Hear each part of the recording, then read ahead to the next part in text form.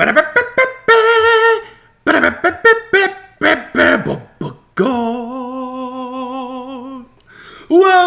met, lords and ladies, and welcome to the Throne Room. This is episode 9 of the video game podcast that may forever change your fealty.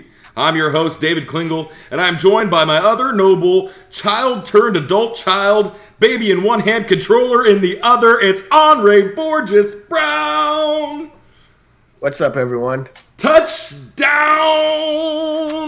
All right. Now, today we are joined by a very special guest, ladies and gentlemen. It is Jed Shaffer, host of the Gamer Parent Strategy Guide, the podcast that gives you the insider tips and tricks necessary to help you win your game of parenting. Welcome, Jed. We're so glad to have you here with us. And I am honored to be in the throne room tonight. Yeah, for anyone that didn't know, and we mentioned it on the last episode with our last guest, but we had an amazing episode recorded with you with Jed. We loved it, and there was some audio issues, so we ended up not being able to use it. Very unfortunate, but Jed is such a great sport. He has offered to join us newbies and let us have some content with him again. So we're so glad to have him here. What's up, Anre? What's new in your life this week, and what the hell are you playing? Oh, man. Let's see. What's new? Nothing much. Was a little under the weather a couple days ago. Working my way through that. Not really all that exciting. I've been sick before. I don't recommend it. As for video games that I do recommend, like I said, I did beat Returnal. Yeah. I am taking an extended break from that. I was thinking about getting Biomutant, but now I'm not so sure. Oh, man. I think I might just kind of wait until Ratchet & Clank comes out. I think that might be my next big purchase. I have so many other games I can play right now, So, hey, man, that Biomutant mention, I've been questioning it myself, man. We'll talk more about it at the end, because at the end we'll get a little bit of our opinion. All right, Jed, what's new with you in your life? What are you playing? I just started a new job just this past Monday. So nice. Yes. The first. Thank you. It's the first week is always a little bit odd because you're getting the temperature of the room and it's mostly a lot of reading. I think I spent the entire week reading the handbooks, how to not sexually harass your workmates. Yeah. It's a daunting task starting a new job. Well, I haven't gone. Right? Like that training hasn't happened in every other job that I've had. Yeah. I don't know how to be a decently good human being. Please! You've hired me, now tell me! Yeah, I love it. Since I quit the last job and I started this one, I've completely forgotten how not to sexually harass. Yeah. I thought I'd be okay here. Yes, you have to be up on the latest techniques, man, on how to control yourself and how to keep from accidentally sexually harassing. These sexual harassers, man, they're coming up with new shit every day to get the job done. You gotta know, bro. Fire with fire. They come up with new techniques. We come up with new techniques. You got a new video? I got something for you. I'll give you something to make a video about, and then they do. And then here we are, getting paid on hard-earned company hours to learn about it. Love it. Yep. Yep. As for what I'm playing, I've been splitting my time between. I started Star Wars Jedi Fallen Order not too long ago. It's a great game. Which is except for the sliding parts. Great game so far. Oh god, yeah, the sliding parts. Any game can kiss the fattest part of my ass. I hate sliding parts. But that's been fun so far. I've got a long gestating game in Darkest Dungeon that I'm just sort of chiseling away at every now and then. Yes. It's such a stressful game to try and figure out, what the right party is for the right boss and the right loadouts. And wonderful game, but really difficult. Jed, I really love that game, but it is one of those games. It's one of those games. I love that game, but sometimes I'd also rather maybe watch a sexual harassment video. I don't know. There's not too many of those games out there, man. But this might be one of them. But still, love it, and glad to hear someone else's too. Yeah. Yeah, I'll play it for like a month straight, and then I won't play it for 3 months. Yeah, exactly. That hurt me too bad. You stressed me out. I need to go do something else. And couple months back, the Angry Video Game Nerd game. It's a pair of side-scrolling shooters and kind of like the Mega Man old AS hard style. Those got released to all the consoles, and they're a classic side-scrolling shoot 'em up game. Controls are tight, gameplay is fun, amazing soundtrack. It's like it's people it is who difficult.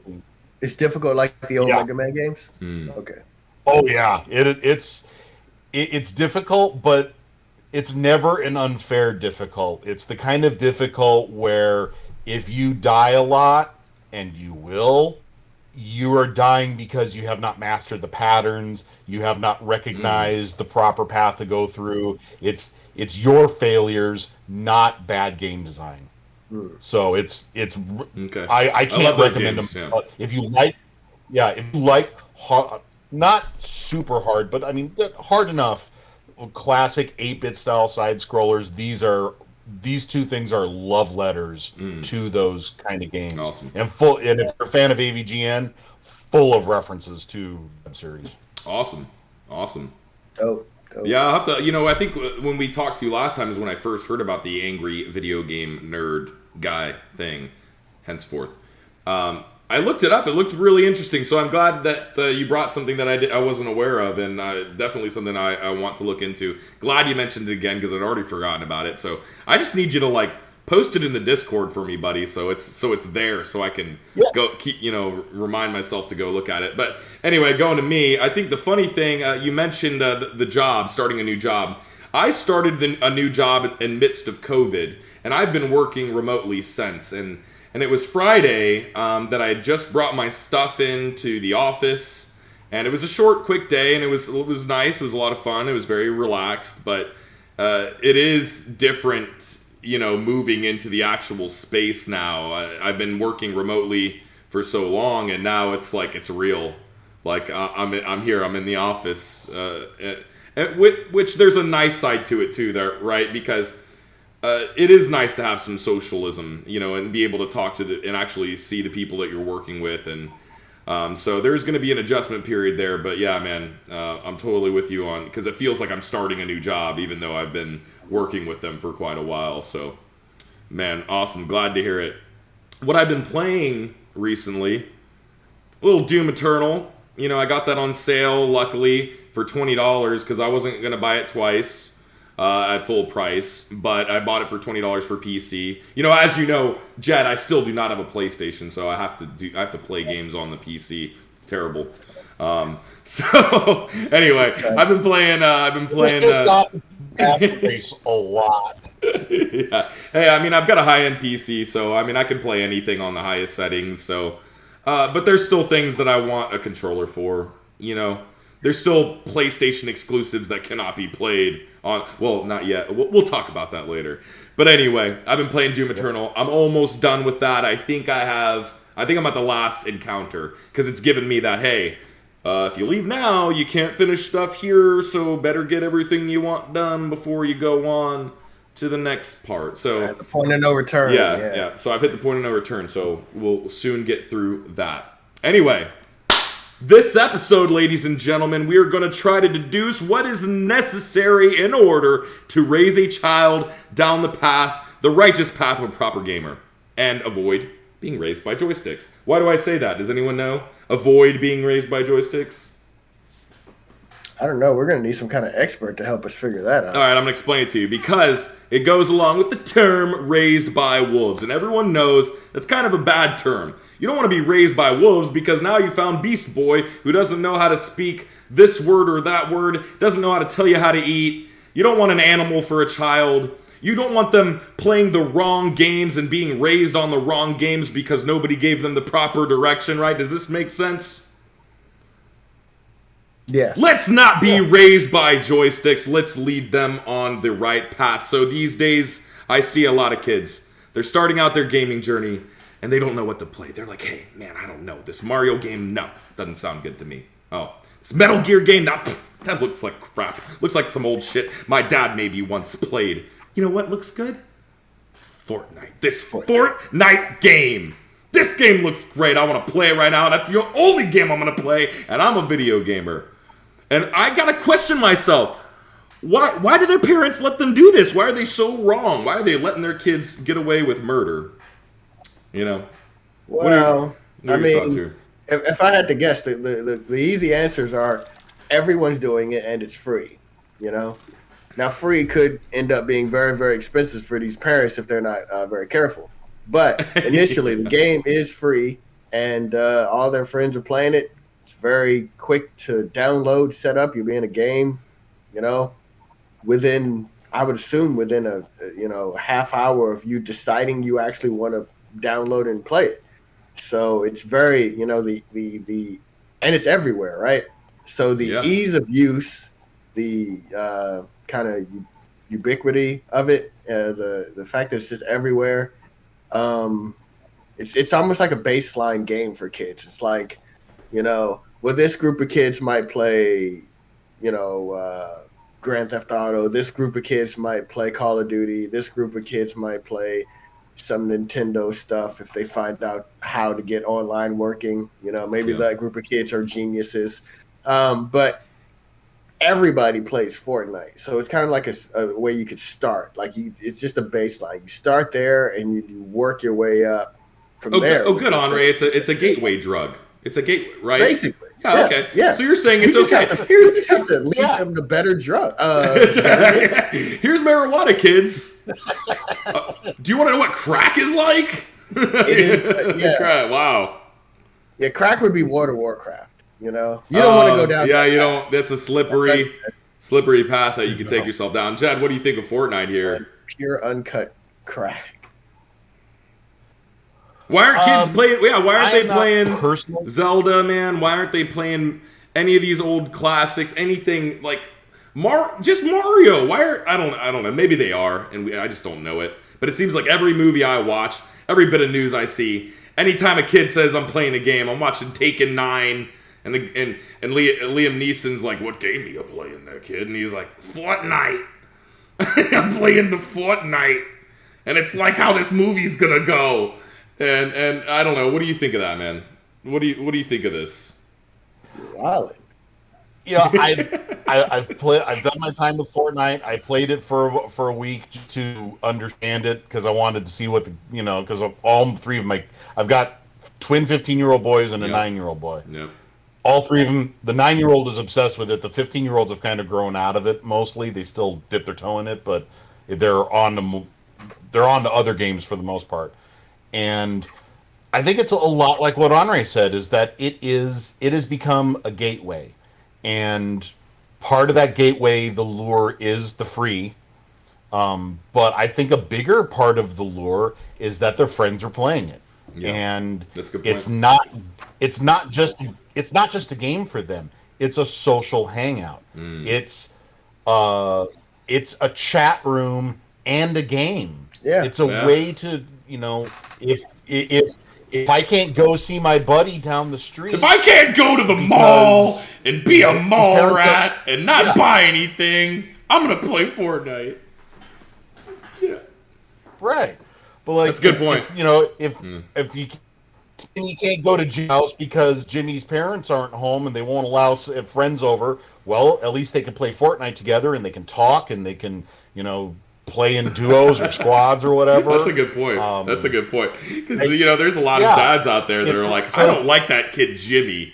You don't bring that Jimmy kid over to this house again. And then his son's like, I don't care, Dad. You know what? I see him on Fortnite. See him every day on Fortnite anyway. I don't need him here. We'll build our own house on Fortnite, Dad. Because they got the building. I do think that, my older two kids... My older two kids haven't really gotten into the older games. They've seen some of them because I do have a Raspberry Pi that's allegedly got emulators on it with alleged ROMs. Wait, now what's a Raspberry Pi? So I have played some. I know. Are you cooking? What are you talking about? Yeah, because that sounds tasty, but I don't. Oh, you're like they're playing games on it. That's got me a little intrigued. Okay, we gotta go down. Okay, we gotta go down on a tangent here then. So Raspberry Pi is like it's a really small computer. I mean, the motherboard is about as big as an iPhone. And It fits into a small box, just about the same size, and usually it runs an OS that's like Linux or an open source type of OS. Okay. But you can do a lot of different open source things with it. But one of the things it's really known for is having a software program called Emulation Station, and Emulation Station has dozens of emulators: Atari, Intellivision, Nintendo, and Super Nintendo, Sega, TurboGrafx, Neo Geo, Jaguar, Saturn. There's a lot of big names there, Jed. I don't think you're going to stop anytime soon. A lot of big names and the Jaguar. I can't. Jaguar. Yeah, handheld. Everything from the Game Boy to the N-Gage. I mean, you name it, it's Neo Geo Pocket. The fucking Wonder Swan is on there. You name the system, pretty much all the way up to like the PlayStation 2 era. From Atari to then, it's got an emulator for almost everything. So you get the BIOS files, you get the ROMs, which is all illegal. I wouldn't recommend it to anybody. Nudge, nudge, wink, wink. And you can play old games. You can play Nintendo and Sega Genesis and Sega CD and whatever your heart's desire. Wow. That's awesome. Yeah. Man. So I've got one of those. It's an awesome emulator, is what you're saying. It's an emulator that has everything, is what a Raspberry Pi is. Yeah. Okay, but why is it? Okay, so why is it called a Raspberry Pi though? That's just a name, I guess, right? Yeah. Yeah. The operating system that they use is called Raspbian, and for some reason they went off on and decided to brand it as what's called a Raspberry Pi. And pi isn't pie the dessert; it's pi like the mathematical equation. I get it. There was two people that made this thing. One of them was like, I want to call it the Raspulator, and he was like, well, I'm going to call it a Raspberry Pi, but do whatever you want. And that's what happened, and that's why it's a Raspberry Pi. I like it. Yeah. Okay. Exactly. It's so good you could eat it too. Getting back to what I was saying, though. Yeah. But getting back to what I was saying, though, so my boys have seen me play some old games on that, and they're not as fascinated with it. They're old. The graphics are older. That it's just not what it doesn't look as flashy. It doesn't look as real. They're not as interested. It's not as bright and shiny and stylized as Fortnite, right? Yeah. I mean, when we were younger, we didn't want to play fucking Pitfall. That was very green and brown and black. Yes. Yeah. That was not Fortnite. Right. Yeah. Now my youngest has got a Switch, so I've gotten him the newest Zelda Breath of the Wild, and I picked up the Super Mario 3D All Stars with Super Mario 64 and Galaxy and Sunshine. So he's starting to get that experience of those, but I don't know that even he would be interested in the truly old school games, because those, as great as some of those games are, I mean, you'll know Super Mario World is a 5-star experience, and that game's 30 years old. Yeah. Flawless. But it's also, it's a flawless game. I could replay that game and beat that game every year. Castlevania Symphony of the Night. I do annually beat that game. I play it once a year, and I beat that game over and over. I've done it for the past 10 years, just because I enjoy the game. But those kind of games, they just don't have the flash and the pomp and the circumstance that the modern games have. And the kids are so used to the photorealistic graphics. They're so used to not the Nintendo kids, right? They're the Nintendo kids. The Nintendo kids. If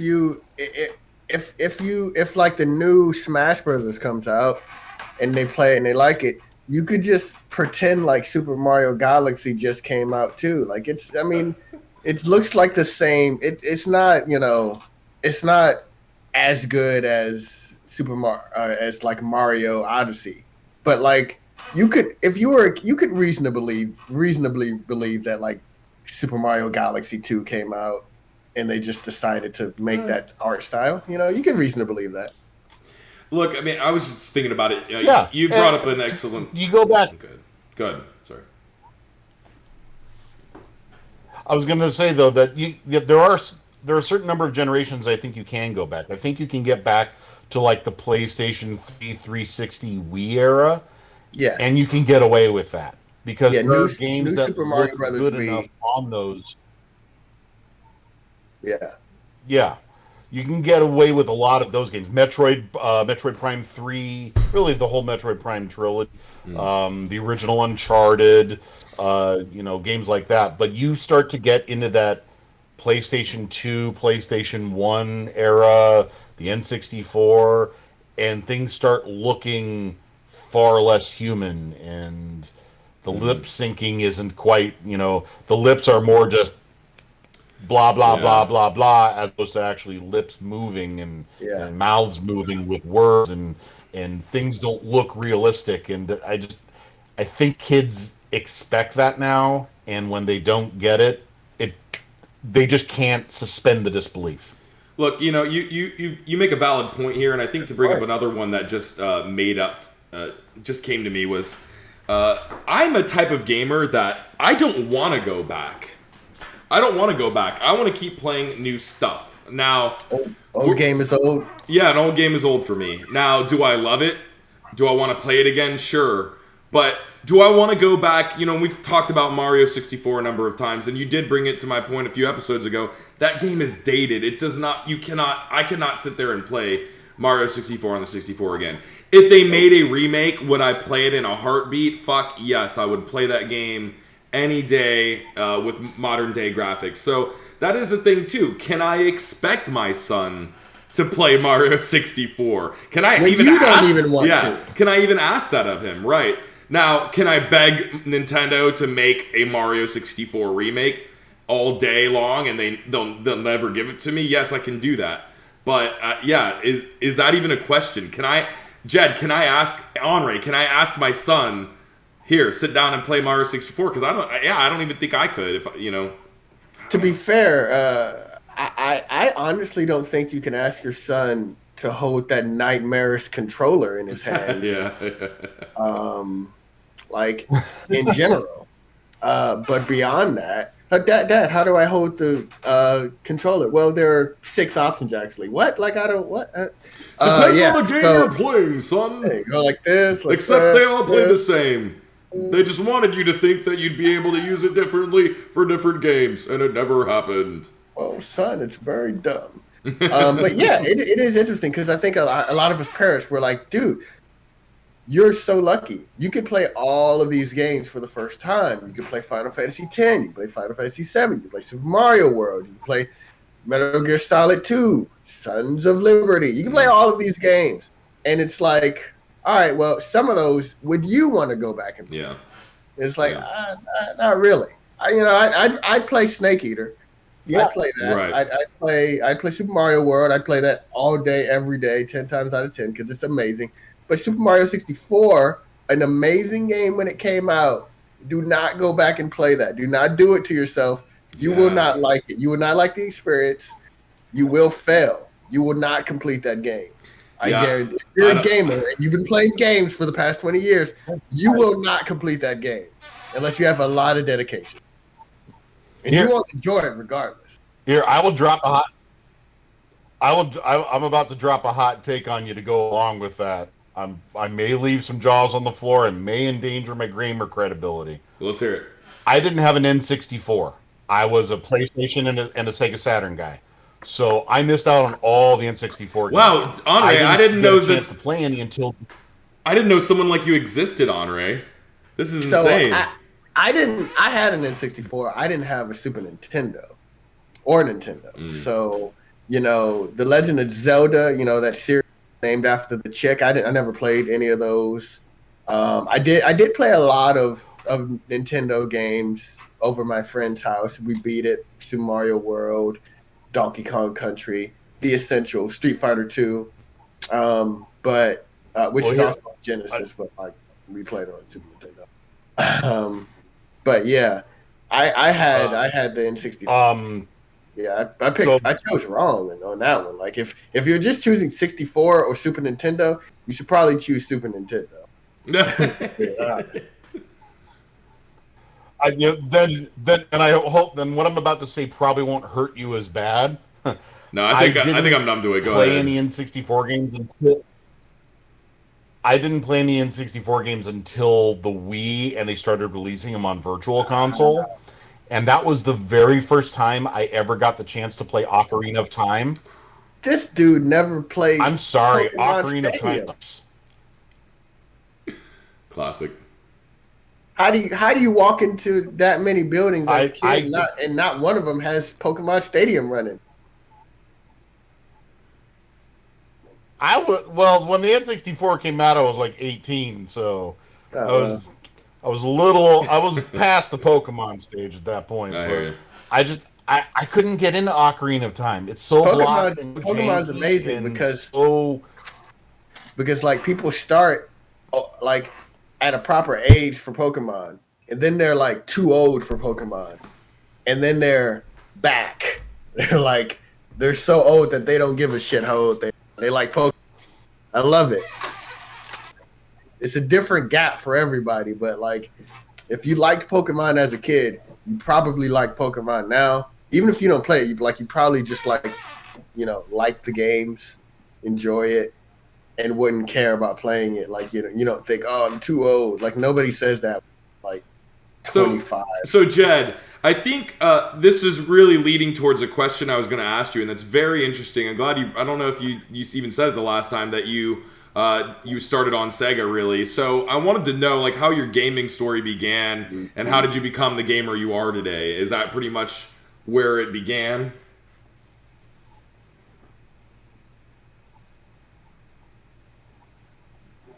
No, I'm actually I just turned 44 2 days ago, so I'm an old fart. So Happy my birthday. gaming Yes. story starts. Thank you. The Atari So my 2600. story actually started very early. You're close, actually. The Intellivision. Oh wow. Ooh. The Intellivision was my first system. Moon Patrol was my first game. Played it in the arcades. I really thought But you the were going to say Intellivision was stick my and first ball. system. Wow. I thought you were going to say stick and ball. No, not that old. Close, but Hit ball with stick. but then moved on to the Atari 5200. You could see that my parents were picking really good systems at the time. Then Nintendo, then Sega. Was a Sega kid throughout the 90s for the most part. Hey, I had one of those too. Yeah, I've been gaming. I mean, I love Sega enough. I had the Sega CD. Yeah. Wow. My dad had That a was Sega $300. CD. That. I mean, there were some good games on it, but woof, that was not used properly. Sonic CD. But yeah, so my gaming career is. Oh, I love Sonic CD. That's a great. I know that gets reception now, but I love that. Yeah, my gaming is obviously it's old. It's old and it's long. I've been through a lot of different systems. Like I think I counted once. I think I've had somewhere in the neighborhood of like 15 different consoles, counting handhelds. Very impressive. And my tastes have changed. When I was younger, I loved more platformers. In my teenage years, I was big into RPGs.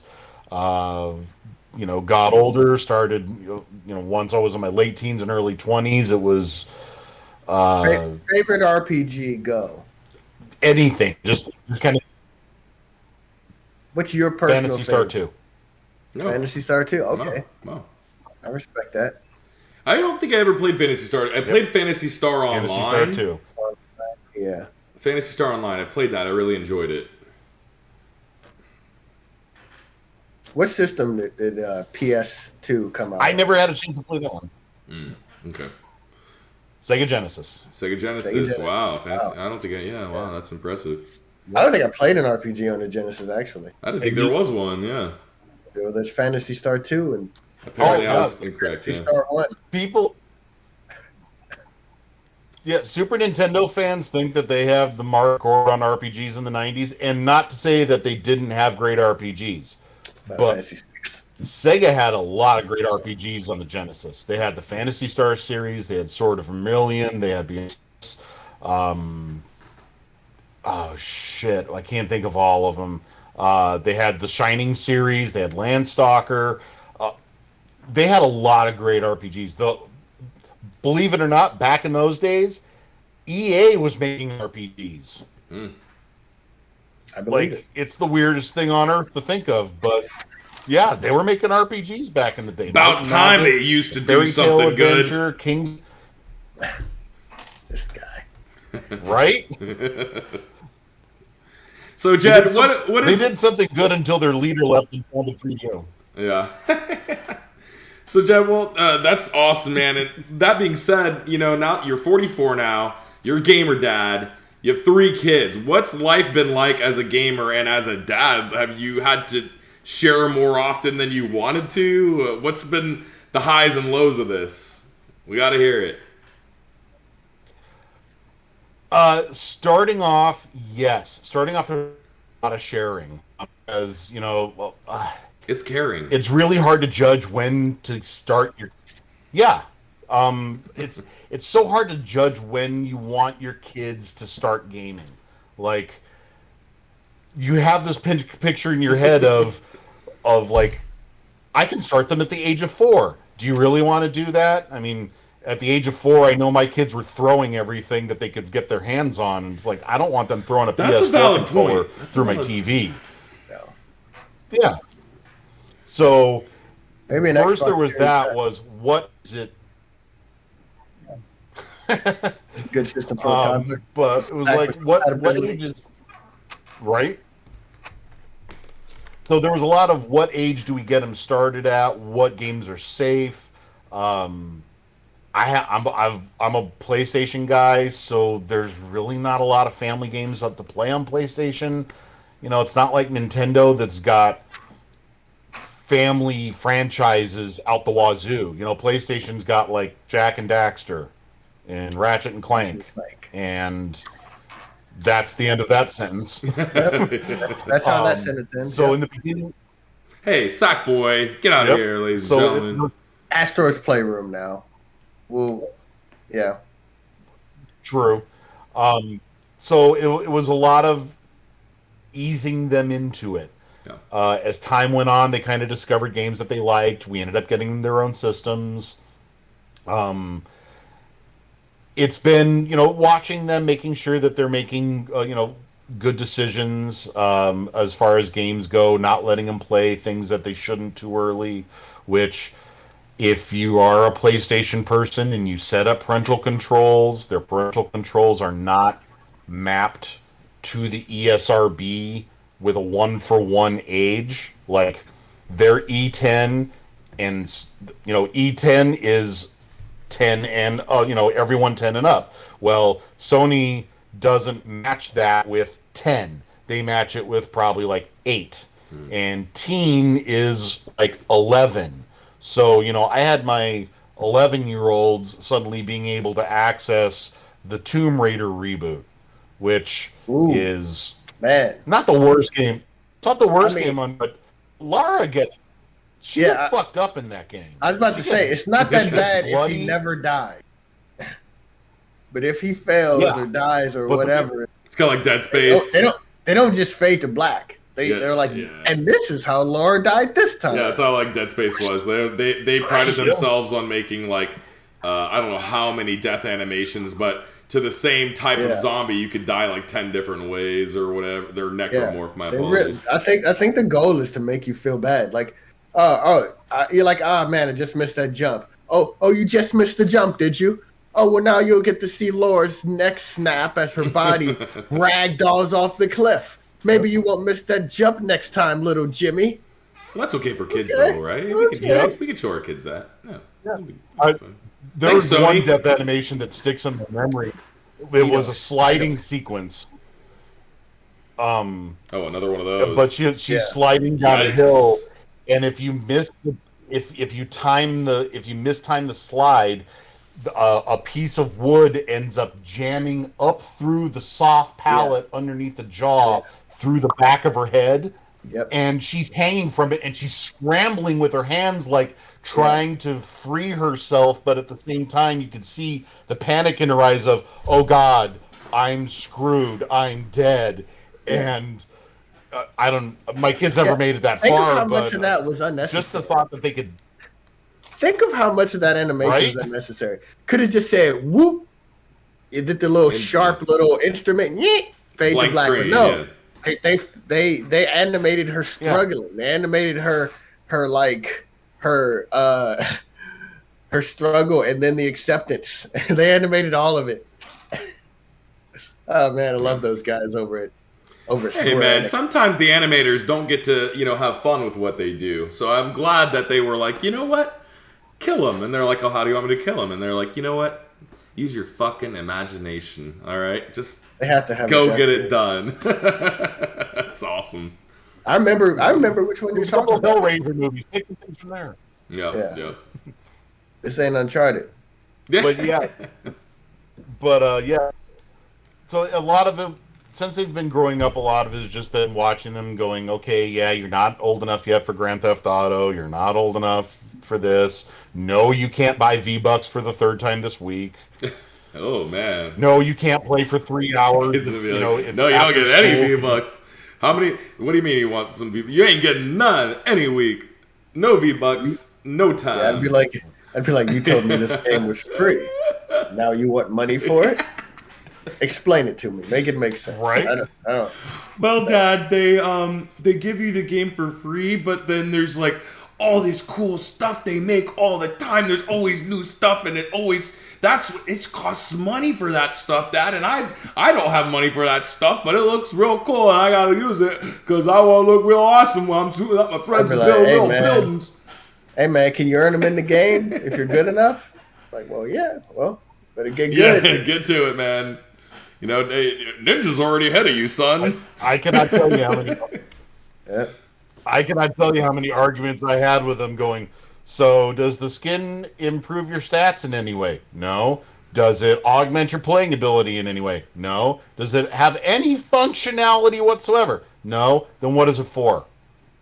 Because it's a raccoon and it's cool. Yeah, no, I don't give a shit. Gee, Dad, even Batman needs a cape, man.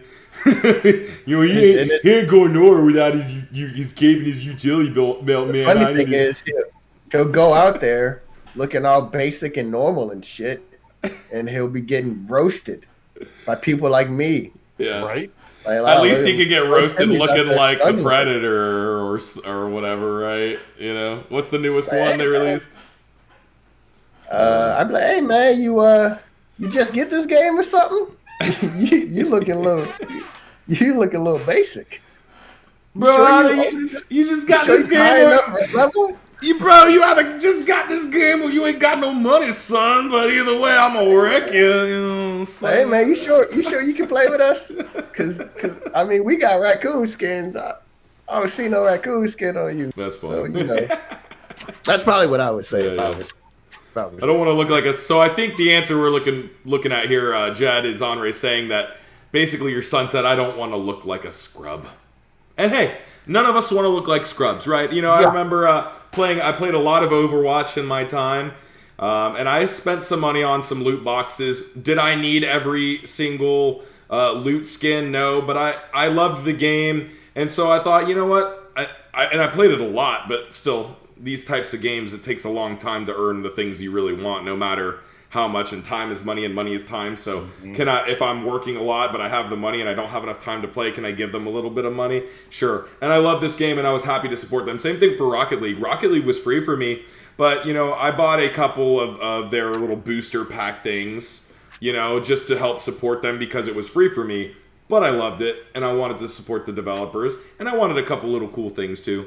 But I wouldn't say going overboard. So yeah, if my son said, "Hey, Dad, can I have a few V-Bucks?" I'd be like, "Yes, but this is the one, the only, the last time. So you better get what you want. If not, at least you got something. Go earn the rest." You know. Until the holiday bonus items come out. Yeah, then you want your Christmas tree wheels, bro, for that rocket carriers. All right, I can support that. Yeah, exactly. I have a Christmas car for Rocket League, and it's called Blitz'em. It's like Blitzin, but Blitz'em. It's got little antlers on it. It's cool. So I love how. I played Call of Duty Modern Warfare 2. I played it for a long time, and everything I got, nobody had an issue. Yeah. I got the Golden Desert Eagle. Dude, you must have been happy. I was, 5-star general. I never prestige. I was like, 5-star, that's enough for me. Well, Jed, is there a game that we need to teach our kids to hate, and why the hell is it Fortnite? A lot of Fortnite discussion today. I'm gonna say that there's not a game that they need to be taught to hate. I think there are things about the industry that they need to be taught to be wary of. Yep. I think because I really do think that you can find merit in just about any game. Yeah. I mean, short of troll games like Crazy Bus or. Have you ever played Tetris Superman Challenge, 64? Because it sounds like someone who's never. Sounds like you've never played Mario. Yeah, Superman 64. Okay. Yeah. Okay. With the exception of that. Okay. Okay. I mean, there are certain exceptions. I don't think you were giving him credit, Anre. I think he didn't say it for a reason.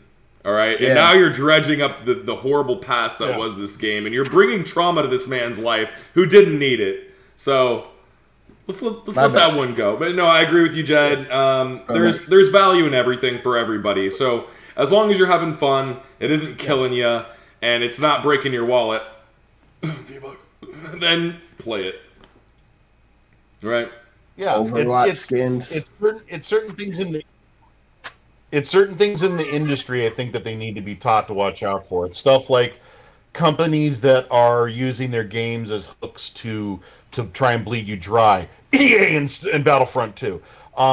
It's loot boxes, it's microtransactions, it's publishers that push games. Yep, it's it's publishers that push games out the door long before they're ready, and you have to wait for them to build the game up with day one patches and fixes, and you've already plunked down that $60 for the pre-release, and now you're out that, and you've got a broken game that barely does half of what they promised. Fallout 76. It's stuff like that. Forgot to call. Yes. Yep. Bethesda. It's shit like that. No wonder Microsoft bought them. Sea of Thieves, No Man's Sky. It's shit like that where the industry stops being about games for gamers and is more interested in treating us like cash machines. Yeah. It's teaching them to learn to look out for that. Well, Jed, at least those games that we've mentioned, at least they came out. They didn't just take a whole bunch of money, like hundreds of millions of dollars, and then just like continue to develop a game that will come out sometime in the future, like some other people. Jed, I think you've got an excellent point here. Games should always be about games. Games should never be about money unless they're Star Citizen. Moving onward, just as a reminder, if everyone is enjoying the show, you can head over to patreon.com/CrownKingMedia and support us for just $1 a month, which gets you a Patreon exclusive episode dubbed The Roundtable. The Roundtable? I don't even know because we haven't fucking done it yet because nobody's given us a goddamn dollar. Maybe once you do, we'll make it and I'll remember what the fucking thing's called. But it's The Roundtable, I think, for now. And we pick a game and we discuss in great detail while also providing our insight to what could make it much better or far worse. And also I wanted to mention to all of our audio-only listeners out there, we do have YouTube content where the show is uploaded with our ugly mugs. So if you'd like to see us, that's there. And also we have another segment called The Observatory where we pick a game and we play it for a while and we try to be cool and funny and hang out, and we hope you hang out with us too. So, that being said, it is time to talk some industry news. We got some cool things to talk about today, ladies and gentlemen. Thanks to FanBite, there's a new rumor going around. You know how much I love rumors. Square Enix is set to announce a new action RPG Final Fantasy spin-off. The rumor states that Square Enix is working with Team Ninja, Koei Tecmo's in-house development team behind games like Ninja Gaiden, Nioh, and perhaps, most relevantly, the latest entry in the Final Fantasy fighting game series, Dissidia NT. Dissidia. That was my third guess, but I was like, let's just end it here. Someone will tell me. They posted rumors go on further by assigning the game a genre, something akin to Nioh, or the Souls games, suggesting it takes place somewhere in the adjacent world of the Final Fantasy first game on the NES. Expect the title to play similar to Nioh or other games in the genre, but to be more accessible for a wider audience. FanBite sources indicated that the game is largely developed by the same team behind Dissidia NT, but that the Team Ninja's early 200-person studio involves a lot of shifting around, and that there aren't hard borders on the different teams these days. The Nioh DNA in this game is likely the result of the people's core to the first two games' development being involved in the Final Fantasy origin. What do you make of this? Very interesting. We talked about this rumor last week. Possible PS5 exclusive new Final Fantasy game coming out. Not as big as Final Fantasy 16, which I'm really excited for. Yeah. But not a small little title either. So, we did some speculating, and now this another rumor, but I never played Final Fantasy 1. I bet most people who have played Final Fantasy games have never played Final Fantasy 1. Yeah. I think it'd be a great idea. I guess this isn't a remake. Is it just like in the Final 1 I would universe? assume it would be paying homage to it, using a different style of gameplay, but paying homage to the first the game that nobody's played, that everyone maybe should. I don't know. Something like that. But yeah, I mean, like, I think it'd be a great way to get back in that world. If Square Enix and Squaresoft back in the day, they obviously that was the game, Final Fantasy, that was the game that brought them from off of the brink of death, basically, and that's where he gets his name from. They thought it would be the last one, so they went all out, and they, amazing, art style and the drawings that have become iconic. And so if they believe in this world that they've created, I love the fact they're going back to it in a completely different style. I don't think, like I said, I don't know if it's a remake or it's just like another game in that universe, but I like going back to that universe. And I know me and David, we love Nioh and Nioh 2. We beat the hell out of Nioh 2.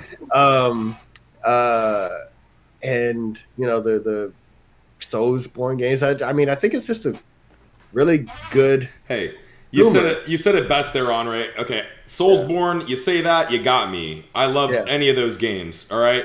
And then you say Nioh. Yeah, we love that. We killed the crap out of 2 together. Had a great old time with that. And then you say Final Fantasy, and you say it's going to be like a mixture of all 3 of them. Hey. Just take my money. Give it to me already. Just stop. Dude, you'll take me. Saying those 3 words... You'll get my money faster than Jed's kids asking him for V-Bucks, man. I'll tell you what. Yeah. Boom. You got it. More successful, too. Jed, what do you think of this Square Enix, the Final Fantasy Souls type game? What do you make of it? Oh, man. I'm going to have to be the wet blanket on this one. Nobody likes those. Get away, Jed. Stop it right now. A little... I want to be warm and cozy. I'm not going to say a bad word about... I'm not going to say a bad word about Soulsborne games or Nioh. Okay. I haven't played Nioh yet. It's on my to-do list. I've got it. I just haven't played it. Soulsborne games are so well put together, are such fantastic games. Mm-hmm. Here's the reason why I'm a bit hesitant about this. A little wary. Nioh and Soulsborne, there's a formula to that. And the Dark Souls games are medieval. The Bloodborne game is more like gothic, steampunk. Nioh's more feudal Japan. They all have a theme and they all kind of follow a formula. If all this is that game with a Final Fantasy coat of paint on it, that's not enough. It's for me. Like, if you do something different with it, you bring something new, you use that formula, bring something new to the table, bring more RPG elements into it, bring magic and summons into it, do something unique with it, something different than and that's what I'm hoping for too. Yeah, super hard combat. Yeah. Yeah, that's what I would hope to expect from any Final Fantasy game, right?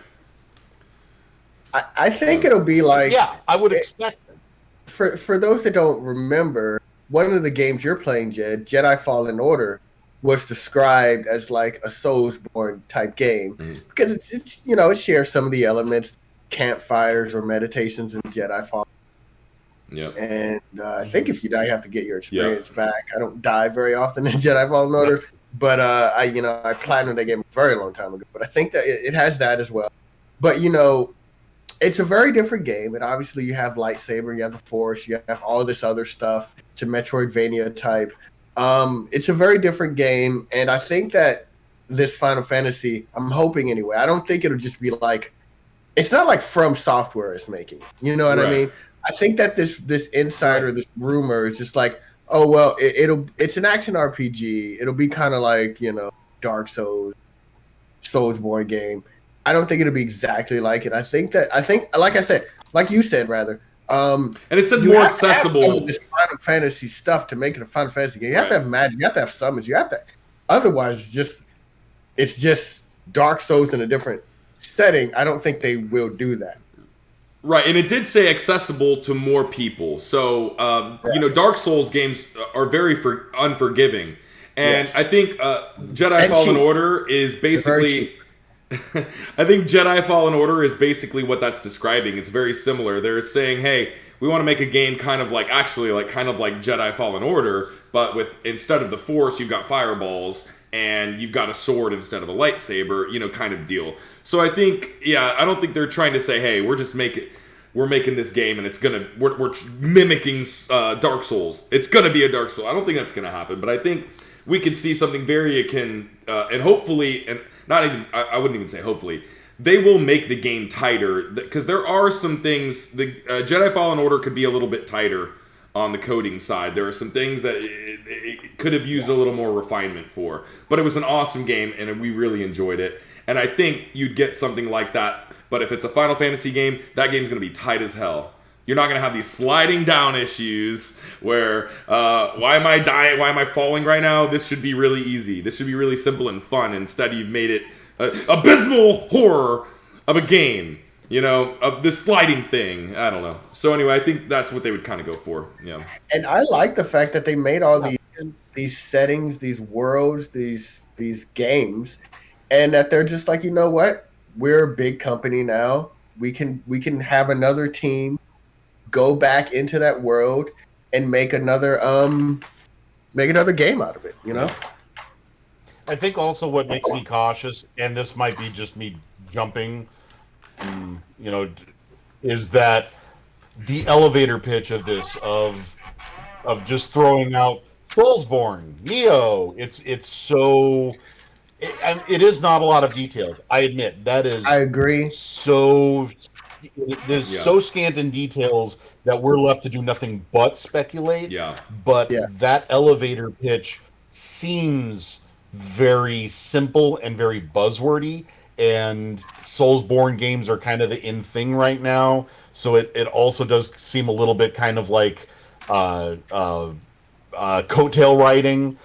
But again, agreed. Like you said, it's Team Ninja and it's Square Enix, and they don't put together they're not lazy. They put together really tight games. Yeah. They really know what they're doing. So I imagine that it is more than the elevator pitch. I would just like to hear more than what the rumor is far before I Neo, are they the ones that made Neo? Team Ninja. They made Neo. So yeah, I think so. That's where we kind of have to. I agree with you, but that's where we have to remember that this isn't a press release by Square Enix. This is a rumor. Right. And we all know how much I love rumors. Yes, we do. It's almost like more previous rumor. But the fact that it's Team Ninja, to me, the reason I think Dark Souls was even brought up is because Team Ninja made Neo, and Neo is kind of like Dark Souls, but it's really closer to Neo. Obviously, I describe Neo real quick. Real quick. I describe Neo as a more arcadey Dark Souls. Yeah. It's Dark Souls, but it's more arcadey. And so continue. So I think that if Neo was bigger, even with a sequel, then they would just say, well, it's kind of like Neo, but like more people know about the Soulsborne thing, so they have to toss that out. I think this is how this person decided to describe it. Yeah. Well, anyway, I hate rumors. We're done with this rumor. We've talked about it longer than I wanted to, but we talked about it because I like Dark Souls games, so maybe that's why they wrote it, Jed. Maybe they said, hey, they're gonna say something about it if we say something about it. So, and it's a vicious cycle, and we're all going down. It's a slippery slide, slippery slope, Jed. All right, Game Luster states that Skull and Bones has restarted development and will not launch in 2021. According to a source familiar with inner workings at Ubisoft, who have asked not to be identified. It's another rumor thing. The ship combat adventure title Skull and Bones had to restart development from scratch a second time just a few months ago. And their string of actions to combat sexual harassment. Jed, what did you do? Allegations the past year, Ubisoft removed the managing director at their Singapore studio, who is developing Skull and Bones. Our sources told us around the same time Skull and Bones was brought back to the drawing room table and had to begin work from the ground up. Game Luster was not able to confirm if these two events were directly connected. Our sources told us that the new alpha build is very similar to Microsoft's popular pirate game, Sea of Thieves, and uses a first-person point of view when the ship turns to third-person when you exit the ship. They also say that the game is in pretty early stages right now, and even is using as many untextured boxes, so there's no way it'll be done in time for a 2021 launch, and likely not even in 2022. Who cares? Do you care? Wow. Ubisoft cares. It's their game. Skull and Bones launched. Sea of Thieves, rather. This is Skull and Bones. Sea of Thieves launched to very poor reception, and it's actually gotten better. Yeah. And because it's I hear it's a redemption story. Yeah. Because it's on Game Pass, more people have started playing it, and it's kind of like a redemption story. Still not super great, but better than it was. And this game, Skull and Bones, I don't know, man. Like, it's been announced for a long time ago, and it's still not out. I don't know. I'll be Skull and Bones before I play it, right, Anre? Yeah, well, it's probably still before Star Citizen, yeah. But I don't know anyone who's excited about this game. I mean, I feel like we've had like 5 Assassin's Creeds in between the time they've announced this. Just make another Assassin's Creed with naval combat. It's not that hard. Yeah, it sounds great to me, man. I love Black Flag. Yeah. Times throughout history, there's been naval combat, ship-to-ship warfare. It's not unheard of. Yeah. Not reinventing the wheel here. Right? Come on, just make the fucking. Jed, what do you got of this? Do you care? Yeah, maybe you care. More than we do. I got three words for you: Duke Nukem Forever. Oh, that's not good. When I hear a game has restarted development at the alpha stage for not the first but the second time, that tells me that this is a train wreck and it's falling off the cliff on fire. There's a lot of games that have been stuck in development hell and have managed to pull themselves out and been at the very least passable, if not good. The original Metroid Prime went through a very troubled development. Last Guardian went through a very long development and pulled itself out, and it wasn't perfect, but it was a very beautiful game. Mm-hmm. It's possible to go through a long development cycle and have challenges and be good, but when you hear we had to start from scratch again, that is just setting off so many alarm bells. So many alarm bells. I can't imagine that when this thing comes out, it is going to be even remotely resemblant of what they promised originally. And like you said, Anre, this game started so long ago, like what was it, shortly after Black Flag, if I'm not mistaken. Yeah.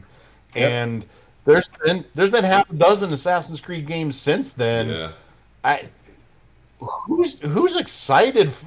If they had released this a year or two after Black Flag, I get it. This thing would have blown up. But now, who gives a shit? Yeah. That's pardon the point. pun. The ship is sailed. No, I will not pardon it because I love that pun. But yeah, the games you mentioned that were in development hell, people actually cared about it. Like that's the difference. Yeah. Like I don't know anybody who's like super excited about Ubisoft Skull and Bone. Anyway, everyone, you can understand the three of us here, we're all jumping ship on this one, all right? So next up, according to IGN, Uncharted 4 is likely coming to PC based on PlayStation Investor Report. Sony has already begun releasing PlayStation exclusives to PC, and it looks like Uncharted 4 at Thief's End is next in line for PC treatment.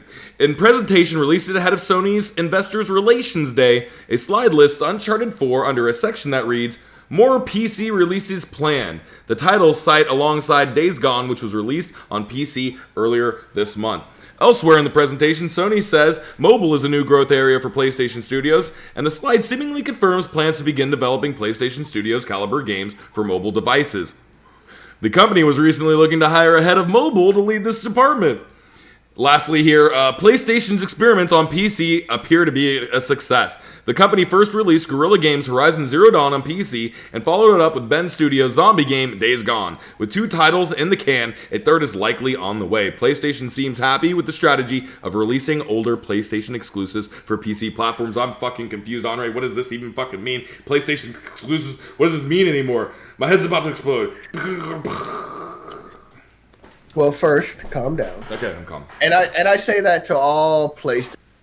I know a lot of us are wondering, what is Sony doing? Why are they releasing their games on PC?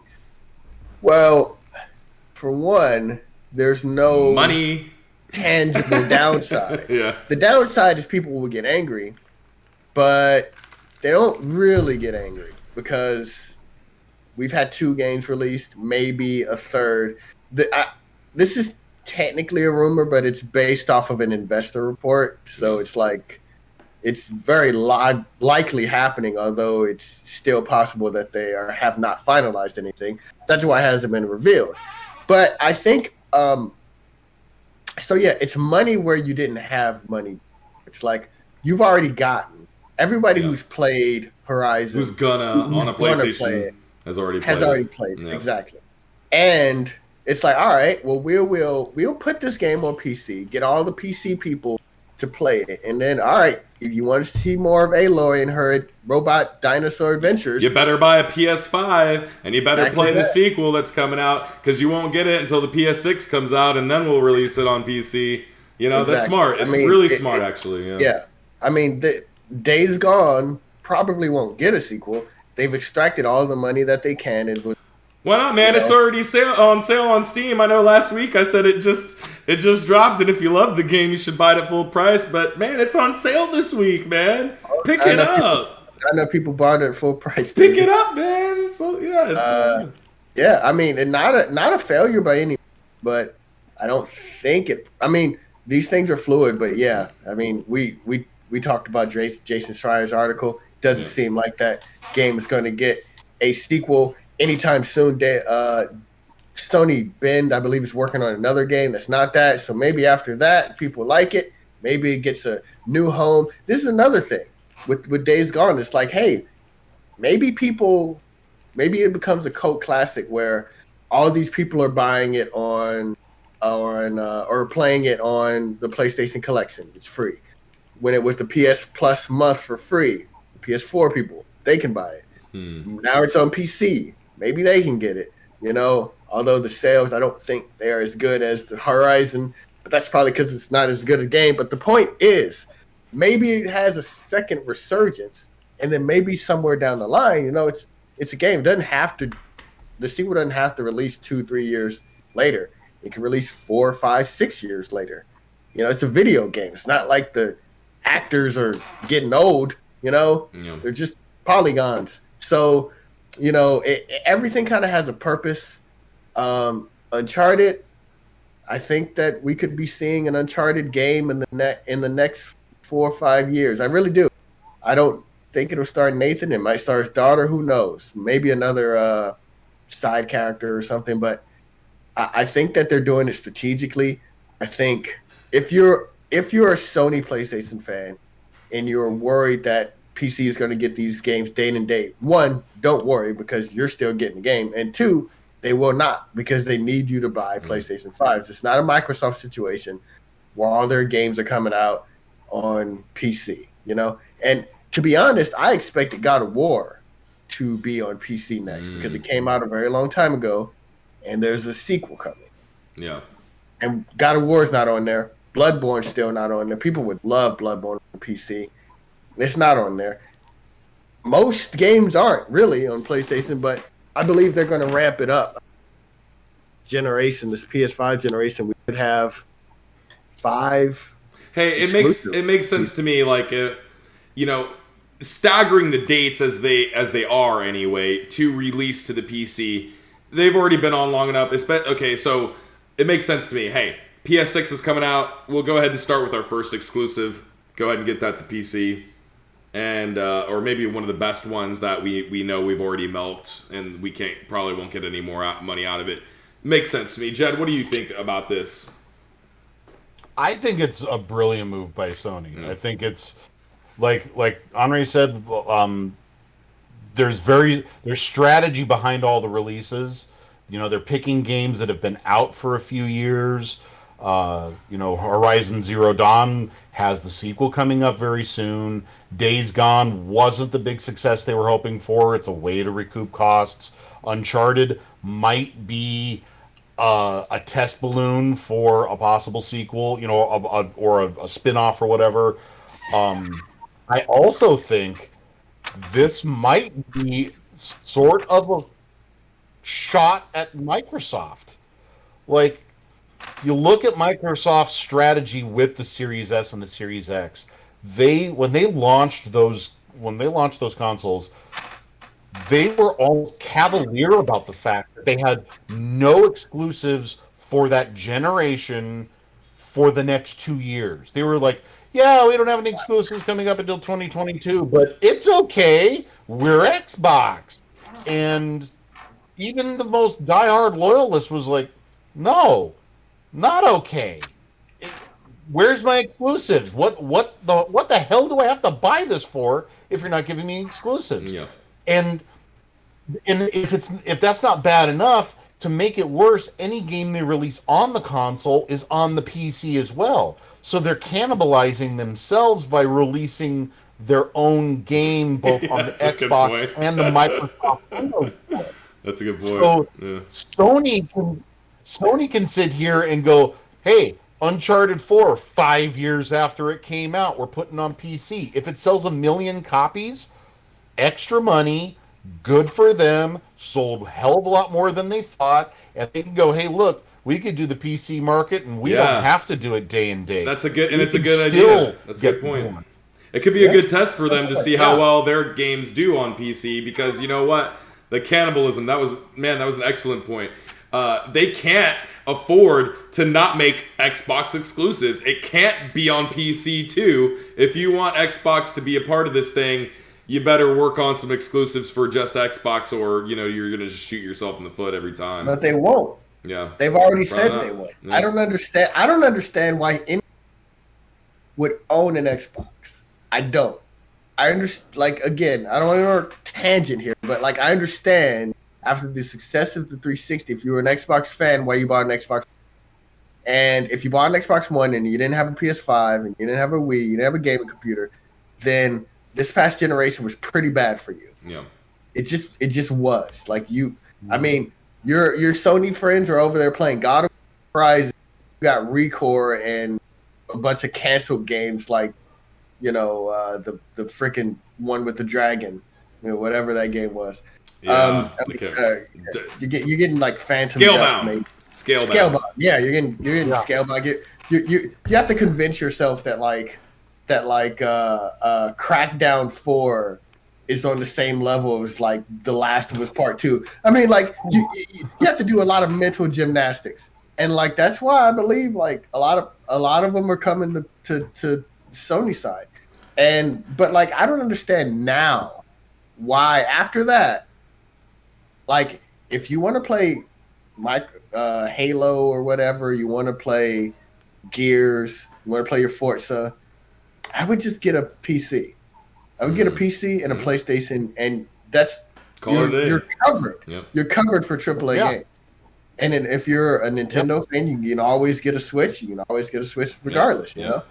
But like, I just if you have an Xbox console, you're just gonna be missing out on so many games that you won't if you have a PlayStation 5. I mean, I don't know. All right, so great points all around. Yeah. I'm tired of talking about games that don't exist, so let's talk about some ones that do, okay? New releases for next week, ladies and gentlemen. The Elder Scrolls Online Blackwood DLC is coming to PC and Stadia June 1st. I know a lot of people that I know a lot of people like this shit, this Elder Scrolls Online shit, so this will be really cool for them. And really cool for you, if anyone's listening that plays it. So awesome. Operation Tango, PC, PS5, all the shits, June 1st. Whatever that is, Operation Tango is coming to you. Stonefly. Ooh, I heard about that. I think it's actually a pretty good game. Really? Operation Tango? Yeah. Well, color me pink. What's it about? Operation Alpha? You're like a spy. It's like a 2-player co-op game. You're trying to help each other out. I don't know. I would check it out. I would look at some videos. Okay. I think it's intriguing. Yeah. Well, I'm glad to hear that. So nice co-op game. Operation Tango, I'm going to take a look at it. So they're in. You should too, listeners. Stonefly is coming to PC, PS5, Xbox Series X, PS4, Xbox One, Switch, June 1st. Super Animal Royale. You ready for this? It's coming to Xbox One, June 1st. Here's that exclusive y'all wanted. You asked for it. Woo. You begged for it. It's finally here. Superheroes. The Xbox One. Super Animal Royal Xbox One. You got it. Go buy an Xbox today. World of Warcraft, the Burning Crusade Classic PC. I know a lot of people who are interested in this too because, well, fuck, the new stuff isn't good enough for them. So, Hoko Life PCs coming June 2nd. Pro Cycling Manager 2021. If you needed somebody to teach you how to bicycle, oh boy. Go to PC on June the 3rd. Tour de France. Oh, God, man, they're killing it with these bicycle games. Tour de France 2021. PC. I didn't even know this was... Is this a PC, PS5? Is this a thing? There's bicycle games? You know, real quick, David, one of my favorite things is, like, looking at the new releases and seeing an obscure, super, super niche genre have, like, 2 or 3 games come out at the same time. Like, wow. There's competing like logging simulators coming out. You guys couldn't have got out each other's way. You know, you gotta like go head to head like you're freaking 50 Cent and Kanye West. You just gotta release those on the same weekend. Really? All right. If you want a bicycle and you can't do it in real life, it's coming at you. Tour de France 2021. Yeah, man. You're PC, set. PS5. You got options. All the consoles. June 3rd. Winds of Change, June 3rd. Woo, we need some winds of change for the video game market. And it's the wins when you're... I want to farm twice a year and not just once a year. So give me the Winds of Change on Switch, June 3rd. You heard of this? You got a Switch, Jed. You heard Winds of Change? I have not heard of this. Okay, I'm not alone. It's another bicycle game. Yeah, it's about... it's about the wind in your face. Yes, you're flying at high speeds with your bicycle. DC Superhero Girls Teen Power Switch. I actually heard about this, I think, a long time ago. Really? And I thought, it was pretty impressive for little girls. So if you have a little girl and they like DC superheroes, it's been a while, but maybe check it out. That might be good for your little girl, June 4th, speaking of kids. We don't just curse on the show, I promise. We give good gaming suggestions if we think that your child deserves it. DC Superhero Girls Teen Power. Go for it. I'm not putting my name behind that. Huh? I'm not putting my name behind DC You're Power. putting your name, but go look it up. No. We'll double back in the comments section after this. It doesn't get my seal of approval just yet. Okay, all right. Well, we're gonna look into that. But that being said, Evergate PS5, the PS5. That's it. Evergate. Why haven't I heard of this? Oh, New PS5 exclusive. What is it? Yeah. June 4th. Evergate. We'll have to look into that. Yeah, I haven't heard of it either. Yeah. So maybe it's not even important. Anyway, Last Kids on Earth. It's on Sony's console, so 10 out of 10. It must be important, yeah. If it's so Evergate, man. Okay, look at Evergate, guys. The Last Kids on Earth and the Staff of Doom. PC, PS4, Xbox One, and Switch, June 4th. The Persistence Enhanced. I'm assuming if it's the Persistence VR game that I remember, that was really fun. It was like a roguelite, but with zombies, horror, and it was in VR. Really cool. I really enjoyed that. So if it's just a better version of that, awesome. So check that out, June 4th. Sniper Ghost Warrior Contracts. Man, there's not enough of these games, huh? Man, they keep they just put Sniper and then they just throw shit at the end of it. And then they put like 7, even though there wasn't a 6 or a 5, right? Sniper Ghost Warrior Contracts 2. These are crazy titles, man. Have you ever played one of these Sniper games before? No, you could have said it was called Sniper Cinnamon Roll Bathtub, and I would have believed you. Yeah, exactly. They're all just another shooting game to me, and they all just kind of blend together. Well, man, even though it's coming to PC, Xbox Series X, PS4, and Xbox One June 4th, I tell you what, if I was a sniper, I wouldn't have seen this one coming. All right, so on Steam, we got some deals.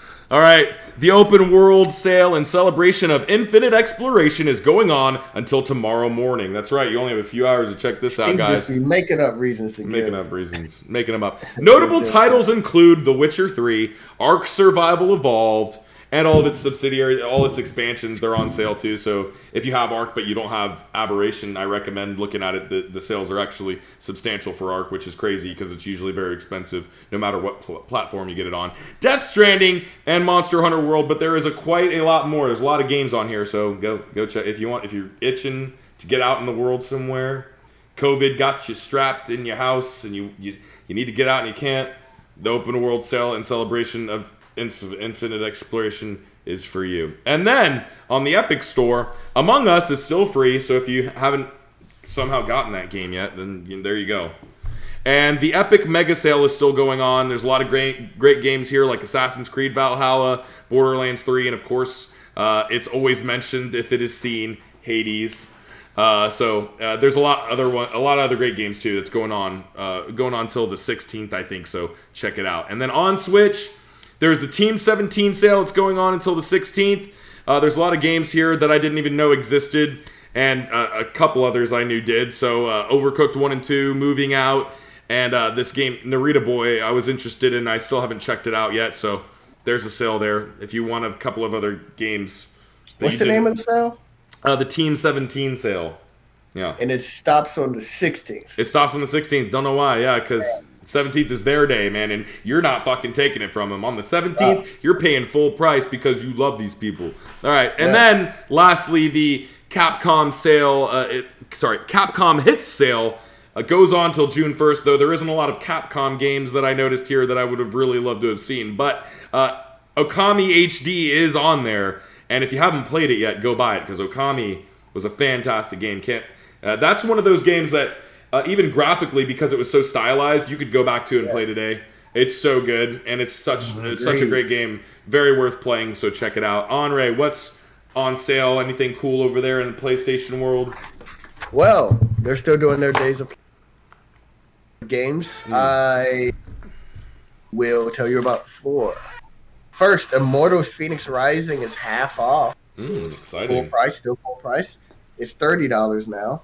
Maneater, where you control the shark. A lot of love people that like game. that one, Love that game. I really enjoyed it. I think it was free a while ago, but if you didn't get it then, it's half off. It was $40, now it's $20. Yeah, it's a fun game. By the way, yeah, real fun game. I really enjoyed Maneater. I thought it was a lot of fun. So everybody I know that has played it has enjoyed it. Yeah, it's like Grand Theft Auto underwater, and you're an evolving shark. Yeah, it was great. I loved it. So, and there was some really great comical moments. The humor in it, the aesthetics. It was a great game. So $20. If you weren't sure about it, I'll tell you what, definitely worth $20. Check it out. It was a really fun game. David's seal of approval. Yeah, really had fun with that one.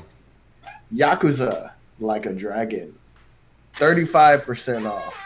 It was $70. Now it's 45. Another Yakuza game. A lot of people love Yakuza games. You ever played a Yakuza game, Jed? I've not played one. I think I may have downloaded a demo on one of them. Okay. So none of us really have. No, but, but I hear a they're lot of good. people have. And, 35% off. So go ahead and take a look at it. And finally, run from it, dread it, but Grand Theft Auto 5 appears nonetheless, half off. $30. It was $30. Now it's $15. So if for some reason in the past decade you haven't played Grand Theft Auto 5, the story mode, which I actually love, people forgot how amazing it was, but it is very good. Switching characters, Franklin, Trevor, and Michael. Okay. Most common name in America, forgot it. If you haven't played that for some reason, $15 now. Scoop it up. Scoop it or lose it, ladies and gentlemen. All right, that being said, Jed, why don't you let everyone know a little bit about your podcast, what it's about, and how they can find it? All right. So I host the Gamer Parent Strategy Guide. It's a podcast for, it can be for anybody, really, but the whole idea is that as a gamer parent, our parents didn't play games. We're the first generation of people to really grow up with video games. So now that we have kids, we're kind of making it up on the fly.